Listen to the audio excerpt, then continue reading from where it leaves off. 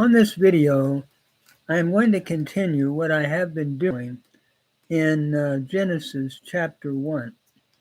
We're looking at the Hebrew text and doing a grammatical analysis with vocabulary and a brief commentary. So we're now at verse 16, looking at the creation of the Me'orot, the light holders. We're now looking at the two great lights that God has created in the beginning.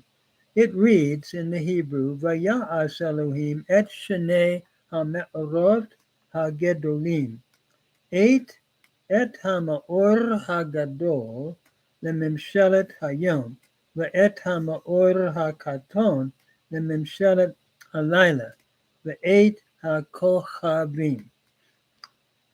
And God made the two great lights, the great light for a ruling of the day, and the lesser light for a ruling of the night, and he made the stars.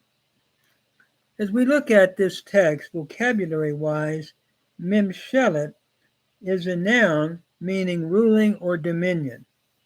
Katon is an adjective meaning small, and kohav is a noun meaning star. So God creates these two great lights. Let's now look at the grammar phrase by phrase. Vaya'as Elohim, and God made.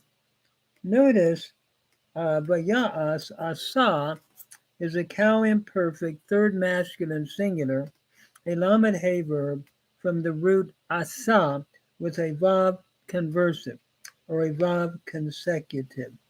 The final hey of this lamed hey verb has elided or dropped out. So, and God made et shenei ha'me'orot ha'gedolim, two great light holders, or two great lights. Notice here, et is the sign of the direct object, shenei ha'me'orot, two light holders. Me'orot, by the way, is a feminine plural with the ot ending, and gedolim is a masculine plural with the im ending. So it's interesting. Sometimes you will have an adjective being masculine with a feminine noun like here. And that happens in the Hebrew Bible at times. Et ha'ma'or ha'gadol lemimshelet hayom. The great light for a ruling or dominion of the day. Notice et ha'ma'or, et is the sign of the direct object, ha'ma'or, ha is the definite article, ma'or means light, and ha-gadol is an adjective meaning the great light, looking at the sun. Ve'et ha'ma'or ha'katon, and the sun is pretty great. When the earth will fit into it, I forget the figure, but it's unbelievable. Ve'et ha'ma'or ha'katon, and the small light, or the little light. Notice et, again, is the sign of the direct object. Ha'ma'or is light. Ha'katon is the adjective meaning little. And the little light, lemimshelet halayla, for the ruling of the night, or for the dominion of the night. Notice two nouns in construct, mimshelet and halayla, for the dominion of the night. Ve'et ha'kochavim, and the stars. Notice kochavim is from kachav. It's a masculine plural, meaning stars. So God made the two great light, or the two great light holders. The great light for ruling of the day, and the small light for the ruling of the night. And he made the stars. It's interesting, as we look at this, the stars were not the main lights, but were lesser lights. In the ancient Near East, the sun and the moon were worshipped in both Babylon and Egypt. Shamshu in Babylonian worship, Egyptian worship, uh, Yareach, the sun. And so basically, he is saying these are not to be worshiped. You're to worship the Creator who has made them. And God is the Creator who has made the two great lights. And they're to guide Israel unto the times of their yearly festivals. And by the way, it's almost like he threw in the stars as well. Uh, Again, in the ancient Near East, Ishtar had to do with the star, probably Venus. They were worshipped. But in the biblical uh, text here, we're seeing a statement that the only one that you worship is Elohim, God, not the sun or the moon. He didn't even give them a name. Shemesh is the name for sun. Moon uh, is not worship because, again, there's no name. They're depersonalized, just the big light and the little light. Then we come to verse 17. Vayeteno tam Elohim berkia hashemayim leha'ir al ha'aretz. And God placed them in the expanse of the heavens to give light or to cause light to shine upon the earth.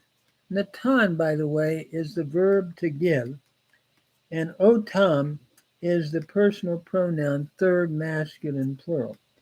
So, and God gave them in the expanse of the heavens to cause light upon the earth. Let's do it again, phrase by phrase. Vayeteno tam Elohim berakia hashemayim. Vayetain is the cow imperfect third masculine singular from Natan. Notice here, Vayintain became Vayitain, where the noon of the stem of Natan has assimilated progressively into the tav, causing the doggish forte. That's a characteristic of a pay noon verb. So God gave them, otam is your personal pronoun, third masculine plural, in the expanse of the heaven. Birkia hashemayim. Be is your preposition. Bere became bir, and rakia is from rakia. It's in construct with hashemayim. So God placed them or put them in the expanse of the heavens to cause light upon the earth. Leha'ir al ha'aretz. Notice leha'ir is from or. It's a causative stem, a hiphil infinitive construct from or, to cause light to shine upon the earth. So God put them in the expanse of the heaven to cause light upon the earth. The Lord, then, is the only object of worship, as he beneficently gives light to the earth through his created light holders. And this is done for the benefit of humanity and to help them as to the times of worship. And so we move on to verse 18, Genesis 1:18 and Genesis 19. V'limshol b'yom b'layla u'lehavdil bein ha'or u'bein ha'choshek v'yad Elohim kito. To rule, by the way, looking at vocabulary, mashal means to rule. V'limshol, for a ruling of the day. Looking at the grammar, and limshol is a cow infinitive construct from mashal, for a ruling in the day, that is the sun. Bayom is just the definite article under the bait, in the day, velayla, and in the night. That's what the moon does. Ulehavdil, and to cause a division.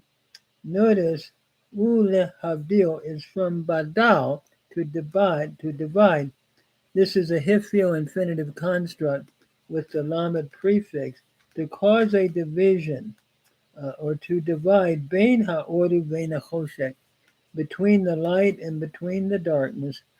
Vayar Elohim kitov, and God saw that it was good. Vayar is the cow imperfect third masculine singular from ra'ah, a final lamed hey verb, where the hey again has elided. The yod shows a third masculine singular prefix in this cow imperfect form. And God saw that it was good. So the heavenly lights get their authority to rule from the Lord of creation. They are his servants. They serve him.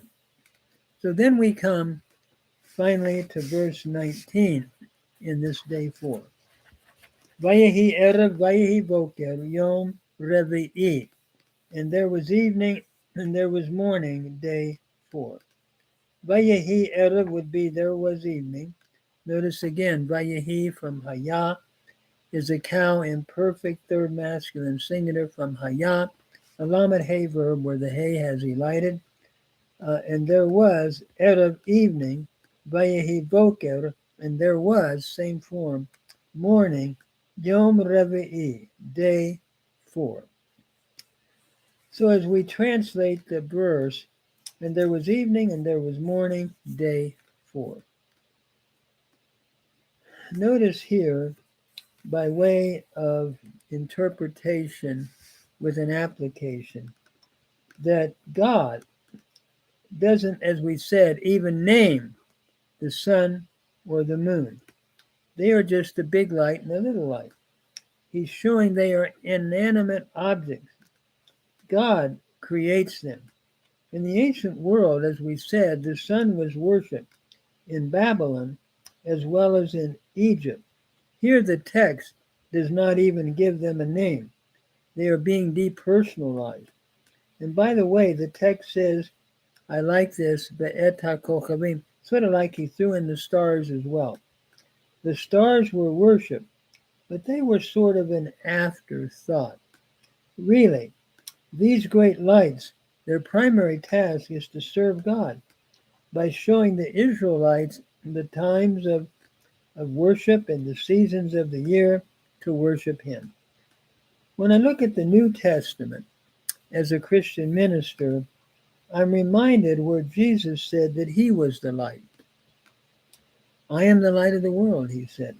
And in John 1, Jesus is the source of light, and he should be the object of all, I believe, our adoration and praise. As a minister, that is what I'm seeing here. The light of Christ then continues to shine in the resurrection of our Lord, and the darkness could not overcome it. Like in John 1:5, the light shines in the darkness, and the darkness could not katelevin, could not overcome it. Not only could not comprehend it, but could not take it down. And that's looking, I believe, at the resurrection of Christ, who continues to shine. And in the new heaven and new earth, there's no need of a sun or the moon, because Christ will be there, we're told in John, and he is the light that continues to shine then throughout the ceaseless ages of eternity. And so it's good to know, at least from my point of view, as a Christian minister, as a Christian New Testament believer, that Christ has conquered the darkness of sin and death and Satan.